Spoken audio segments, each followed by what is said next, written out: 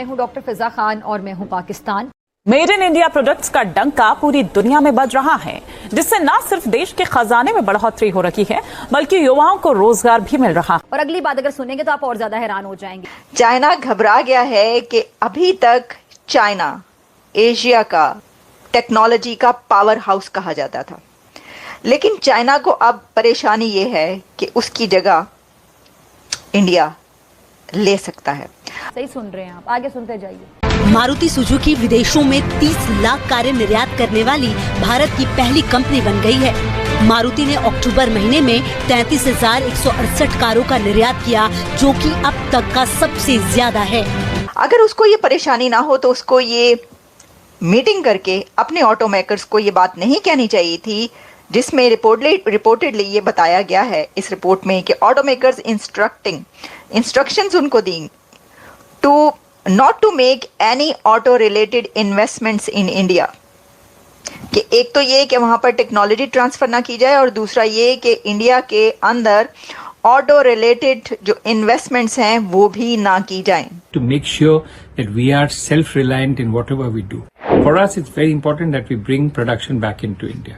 And this what Prime Minister Modi has been doing for the last 10 plus years. कि China को तो बहुत फिक्र पड़ गई है और India as a tech power house challenge कर रहा है चाइना को।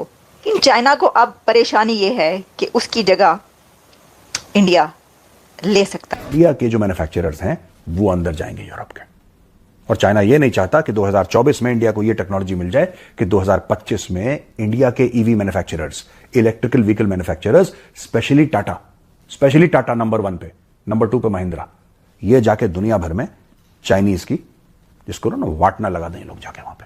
मगर हमारे यहाँ तो उल्टी गंगा बहती है। चाइनीज भारत जाना चाहते हैं बिकॉज उनको वहां पे सारा कुछ मिल रहा है। हमने जो एक्सक्लूसिव इकोनॉमिक जोन बनाए उसमें भी हम उनको कुछ नहीं दे पा रहे। हमने तो शायद लगता है कि सिर्फ कसम खा रखी है कि वक्त जाया करना। एक्सक्लूसिव इकोनॉमिक जोन के अंदर भी अगर आप उनको कुछ नहीं दे पा रहे तो मुझे बताएं आप उन्हें कब चीजें देंगे ये वाली। तो एक चाइनीज ग्रुप है जो पाकिस्तान के अंदर $200 मिलियन की इन्वेस्टमेंट करना चाहता था, उन्होंने सिर्फ $30 मिलियन की इन्वेस्टमेंट की और उसके बाद उनकी चीखें निकल गई हैं, क्योंकि पाकिस्तान के अंदर वो कहते हैं कि हम कारोबार कर ही नहीं सकते। कि हमने बड़ी पाकिस्तान ने कोशिश की कि किसी न किसी तरीके जैसे तैसे किसी न किसी तरीके जैसे तैसे करके हम मुल्क के अंदर फॉरेन डायरेक्ट इन्वेस्टमेंट को लेके आए। चाहे देखें इंडिया के अंदर यूनिकॉर्न्स कैसे आती हैं, हमें तो शायद पता ही नहीं है। हम तो एक बिजनेसमैन पाकिस्तान में आता है, उसी को हमारे लोग निचोड़ के उसमें से इतना कुछ निकालना चाहते हैं कि उसका दिल करता है मैं यहां से भाग जाऊं।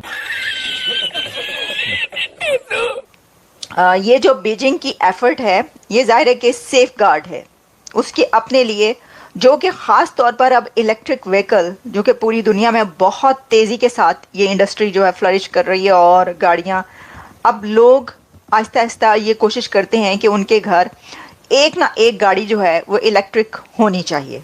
अब ये जो सेंचुरी स्टील मिल थी, ये special economic zone Khyber Pakhtunkhwa के अंदर जिसे रशकई कहा जाता है, सी पैक इन्वेस्टमेंट थी, उसमें इन्होंने इन्वेस्टमेंट की। जब इन्वेस्टमेंट की तो चीखें निकल गई, क्योंकि वो उन्होंने शोर डालना शुरू कर दिया। उन्होंने कहा जी हमने $30 मिलियन की इन्वेस्टमेंट की, हमने 5 लाख टन जो स्टील है वो प्रोड्यूस करना था, एनुअल प्रोडक्शन हमने करनी थी, और हम ये भी सोच रहे थे कि हम $200 मिलियन और डालेंगे, और लेकिन प्रोडक्शन कितनी करनी थी? 5 लाख टन जो जिसे वो कहते हैं ना देनी थी, एनुअल प्रोडक्शन देनी थी। लेकिन वो कहते हैं 5 सालों के अंदर सिर्फ 1.5 मिलियन टन दी है। अच्छा, अब इसमें यह है कि चाइनीज ऑटो मेकर्स जो कि एक्सपैंड कर रहे हैं ग्लोबली, इससे इनकार नहीं है। जैसे मैंने आपको बताया कि ये तो बात हम नहीं कह सकते ना कि चाइना ने कुछ नहीं किया, क्योंकि आपको जैसे मैंने बताया कि चाइना एशिया का टेक जाइंट एक पावर हाउस के तौर पर डेकेड से रूल करता रहा है। लेकिन अब इस वक्त क्योंकि उसके सामने इंडिया आ खड़ा हुआ है और वो देख रहा है कि एक ही ऐसा कंट्री है, एक ही ऐसी पावर है कि जो इसको इसके अंदर टफ टाइम दे सकती है और दे रही है। जय हिंद दोस्तों, आप सभी का स्वागत है Pakistani media and Pakistani public reaction पे। तो आप लोगों ने देखा कि India Aahista Aahista take power बनने जा रहा है।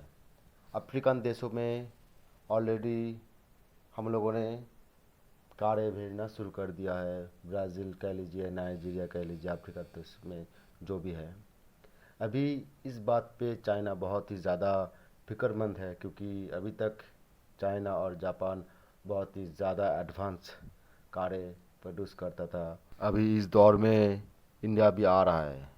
जापान और चीन इलेक्ट्रिक कारें बेच के पैसा बना रहा है, तो हम लोगों को भी ये चीज़ करना चाहिए, लेकिन अभी थोड़ा वक्त लगेगा, क्योंकि चाइना करोड़ों के भाव में अभी बना रहा है बैटरी और इलेक्ट्रिक व्हीकल्स। जो भी इलेक्ट्रिक कारें हैं वो लोग बहुत सस्ते में दे रहा है। उसके लिए इंडिया को बहुत सारा थोड़ा टाइम लगेगा, लेकिन आहिस्ता आहिस्ता इस पे प्रोसेस हो रहा है। इलेक्ट्रिक कारें भी, इलेक्ट्रिक बाइक भी हम लोगों को देखने को मिल जाए शायद कुछ सालों में। तो बहुत सारा पैसा जनरेट होता है इलेक्ट्रिक व्हीकल्स का। जो इलेक्ट्रिक कार है, इलेक्ट्रिक बाइक है, इसमें बहुत सारा प्रॉफिट बनकर उभरता है और देश भी साफ़ सुथरा रहता है। तो इन पे भारत सरकार बहुत सारा काम कर रहा है। अभी देखते हैं कि आगे कितना आगे जा पाता है इंडियन गवर्नमेंट इस बारे में। भारत का ये प्रोसेस देख के चाइना बहुत ज़्यादा डरा हुआ है, क्योंकि अगर भारत टेक पावर बन गया तो उन लोगों का जो भी एक नाम है कि चाइनीज़ माल थोड़ा गड़बड़ होता है। लेकिन सारी दुनिया इंडिया और इंडियंस के प्रोडक्ट के ऊपर बहुत ज़्यादा भरोसा करते हैं, इस वजह से हम लोगों को एडवांस मिल सकता है। तो आप लोगों ने देखा कि Pakistani public and Pakistani media इस बारे में क्या कहती है। अगर आप लोगों को इस तरह का वीडियो अच्छा लगता है तो like, share, comment and subscribe ज़रूर करिएगा। जय हिंद दोस्तों।